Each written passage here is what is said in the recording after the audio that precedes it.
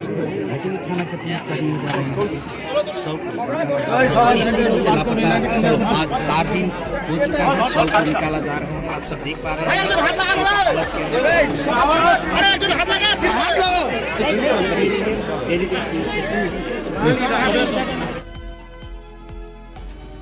आखिरकार रविवार की सुबह मेटली थाने की पुलिस ने मालबाजार महाकुमा के मेटली प्रखंड के इंडोंग मेटियाली ग्राम पंचायत के नागेश्वरी चाय बागान के पंचायत सदस्य जगतपाल बड़ाइक का शव नागेश्वरी चाय बागान के रोटीखाना लाइन के एक कुएं से बरामद किया और इस घटना से उस इलाका में तनाव फैल गया।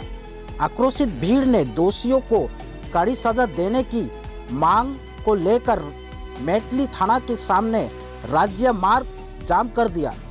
मालबाजार महाकुमा पुलिस अधिकारी रोबिन थप्पा के नेतृत्व में भारी पुलिस बल मौके पर पहुंचा। अतिरिक्त पुलिस अधीक्षक ग्रामीण वांगडेन भूटिया मौके पर पहुंचे। गौरतलब है कि पिछले गुरुवार को तृणमूल मटियाली ग्राम पंचायत समिति के सदस्य सुभाष बड़ाइक और उनके दोस्त जगतपाल बड़ाइक को घर से शादी के घर बुलाया गया था। रात को दोनों दोस्त घर लौटे आए, लेकिन जगतपाल बड़ाइक घर नहीं लौटा। जगतपाल बड़ाइक की पत्नी ने शुक्रवार को मेटली थाने में शिकायत दर्ज कराई। उसी रात मेटली थाने की पुलिस ने शिकायत के आधार पर दो दोस्तों को गिरफ्तार करके जांच शुरू कर दी। वही रविवार की सुबह रोटीखाना लाइन में एक कुएं से पानी भरते समय एक लड़की को जगतपाल बड़ाइक की शव को दिखी। सूचना मिलने के बाद मेटली थाने के पुलिस और दमकल विभाग के कर्मियों ने आकर जगतपाल बड़ाइक का शव बरामद किया। शव को पोस्टमार्टम के लिए जलपाईगुड़ी सदर अस्पताल भेज दिया गया है। अरेस्ट हुआ है, क्या बोलेंगे? सुभाष सिंह बड़ाइक नाम होके वो मुझसे पुरानी करवाता था हमारा नागेश्वरी चाय बागान से ही, वहाँ का जनप्रतिनिधि। लेकिन अरेस्ट में वो भी है जो विक्टिम में, उसको भी अरेस्ट किया है। जो 5 जन है, 5 जन में वो भी है। लेकिन इस प्रकार से जनप्रतिनिधि होके वो भी जो भी इन्वॉल्व है, तो वो जनप्रतिनिधि और एक पंचायत समिति के सदस्य ने सबसे बड़ा कलंक का काम किया है, जिसको पूरे नागेश्वरी चाय बागान के लोगों ने जनप्रतिनिधि बनाया वोट दे। आज इस दिन में वहाँ का एक पंचायत मेंबर जिसका पूरा पॉपुलरिटी है पूरे बागान में, उसमें वो केस में वो इन्वॉल्व है। सबसे बड़ा साजिश है। कानून, पुलिस, प्रशासन कड़ा से कड़ा जो भी वो पंचायत मेंबर का जो केस में इन्वॉल्व है उसको कड़ा से कड़ा सजा हो, ये हम लोग तरफ से हम लोग आवेदन करते हैं प्रशासन। बड़ी बात जो हुआ था कि কারণ ছেলেটা খুবই অ্যাক্টিভ ছিলেন, মাটি করতে পারে, সামাজিক হতে পারে এবং সবথেকে বড় কথা সে কিন্তু রাজনীতি হিসাবে আমার খুবই কাছের লোক ছিল। 3 দিন পরে বডিটা পাওয়া গেছে, খুবই দুঃখের ব্যাপার। এবং এই বডিটা 2 দিন আগে পাওয়া গেলে আরও ভালো হতো। পুলিশের চেয়েও বেশি গ্রামের মানুষ খুঁজেছে, তাতে আমরা বুঝতে পেরেছি খুব প্রিয় লোক। অনেক জায়গায় খোঁজার পর কিন্তু পাওয়া গেল একটা কাঁচা কুয়ার মধ্যে আজকে বডি সকালে পাওয়া গেছে।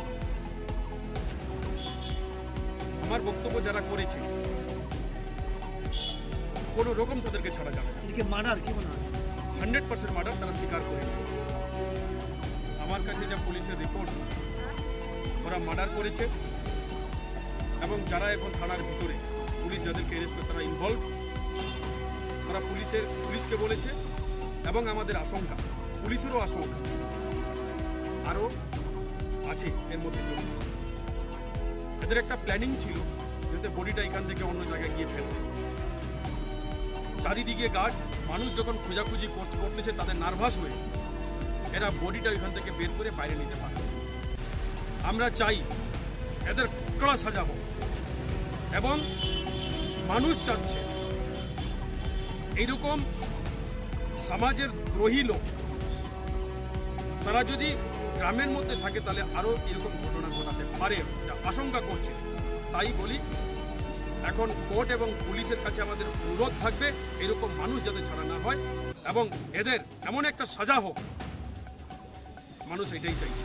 উনি তৃণমূল পঞ্চায়েত সদস্য ছিলেন, কি মনে হচ্ছে কোনো রাজনৈতিক ব্যাপার আছে এখানে? এখন পর্যন্ত আমাদের কাছে পুরো ক্লিয়ার নেই, এটা ইনকোয়ারি চলছে। যদি রাজনীতিগতভাবে থাকে তাহলে রাজনীতিগতভাবে মোকাবেলা করা হবে।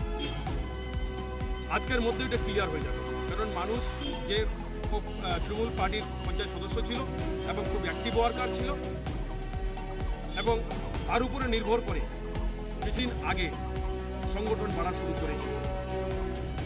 এখন জানি না, এখন এই মুহূর্তে বলাটা ঠিক হবে না, একদিন পরে আমরা এটাকে আরো ক্লিয়ার হয়ে যাব। ওটা যদি রাজনীতিগতভাবে হয় তাহলে রাজনীতিগতভাবে মোকাবেলা করা যাবে, এবং নিজেদের মধ্যে যদি হয়ে থাকে এবং নিজেদের মানে কি তাহলে কি প্রাণ নিতে হয়, আমাদের এইখানে একটা ডাউট হচ্ছে।